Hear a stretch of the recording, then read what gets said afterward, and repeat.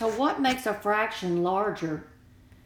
You want to have a big number in the top and a little number in the bottom for this whole thing to take on a larger value. So in our problem, we need to pick out a number for x, and the largest number between 0 and 9 is 9. I'm going to write down here, so that's going to be 0.19. And the denominator, the smallest number, we'll make that small, between 0 and 9, you can't let it be 0 because it would wipe the whole. Why can't I let it be 0? Let's look. It says they're non-zero digits, so it has to be 1.021. And then I multiply top and bottom by 1,000 because I don't want to deal with those decimals. That's going to move it over 3 places. That's 190 over 21. And then 190 divided by 21. I think that'll go 9 times. 9 times 1 is 9. 9 times 2 is 18.